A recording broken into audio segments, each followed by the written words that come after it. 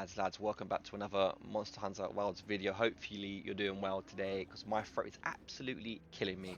But without further ado, today we are looking at a Bubbly Dance Dual Blades build. Yes, you've probably seen quite a few of these floating about the place, because actually Bubbly Dance is semi-decent. Actually, you know what? 3/4 to 8 tenths decent. And if you want to run something besides 2p score, this is definitely the build for you. And just freshening up the actual builds we can actually make right now, Bubbly Dance feels quite nice, especially with dual blades. So I'll run you through the build real quickly. I won't steal too much of your time. My I will whiskers just are say, awfully if you are going to run Bubbly sensitive. Dance, please run I can't help but the want to actual touch Mitsuzune them, weapons, otherwise you but won't get I'll the full refrain. benefit of Bubbly Dance. So the reason why I say this is because I'll show you now. The skill set it always comes with Slick Blade, Calm the gives mind you affinity and +9 and focus. +21% while afflicted with Bubble Blight, and you get afflicted with Bubble Blight straight away when you dodge 3 times with the Mitsuzune 4-piece set. So that's why I'm saying I only really use this with this particular build. Otherwise, perhaps maybe use only this particular piece and the rest are kind of not that great. But either way, we're running the 4-piece Mitsuzune set, as you can see right here. 4 pieces from chest down to leg, finalising it with the Zuru helmet.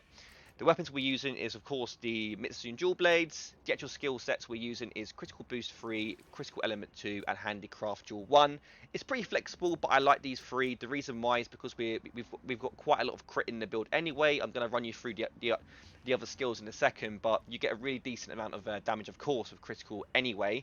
So critical duels there for that reason.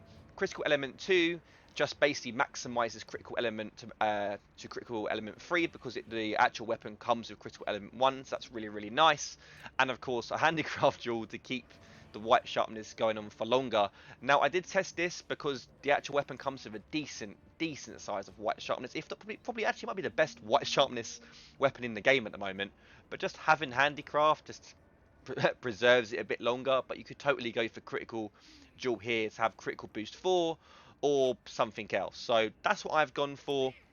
The skill sets here, feel free to copy and paste them. We're also running a weakness exploit duel and of course corrupted mantle because we want to be critting as much as possible. I did test it with the evasion mantle. It's not as good just because we want those crits, but evasion mantle is definitely viable in this build as well if you want to be different, which is totally fine. The actual build itself here, apart from the actual weapon skill set, weakness exploit 5, uh, for more crit, of course, on weak spots. Constitution, if you don't want to run any stamina management juices or anything like that, it's really nice to have Constitution 5. I actually kind of say it's a must-have to have like 4 or 5 Constitution with dual blades. I find it runs out too quickly. I did try and jiggle around the skill sets a bit, but Constitution was the best stamina skill, bang for my buck, for what I could fit into this particular build. So I know Marathon Run is really good as well, but I didn't want to take away the damage and other things like Evade Extender and stuff like that. But you could definitely put in more stamina management here if you took away some evade window.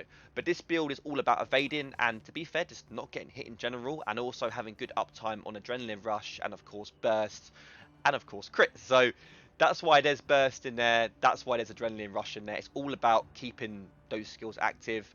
We've got evade window 5 here. Trust me, you literally don't even have to time the dodges at all with evade window 5. You pretty much dodge everything. It actually feels so damn nice. That paired up with Evade Extender 2 makes you just allow yourself to move around the battlefield more quickly. I really like this. I did test out Evade Extender 3 and Evade Window 4. I didn't like it as much, but maybe you might like that. Maybe you might want to change one of the duels to have Marathon Runner. That's perfectly fine, but this is the evasion I like, and it just feels so nice. So that's why I'm going for this. It definitely isn't the highest damaging build by all means. Trust me, I understand that, but it just feels nice, and it is definitely a good alternative to RTM weapons as well. So I'll leave it there. I'm going to showcase a run against the Rey Dau. Again, I'm not a dual blades main. I'm not that great, so the run is definitely not optimal. But you can see what damage this build does. It kills Rey Dau pretty quickly. And yeah, that's pretty much it, guys. If you like the content, please do leave it a like. I'm trying to get in this video, let's say 20 likes. And if you're new, definitely consider subscribing. I really appreciate it. But without further ado, enjoy the run, guys.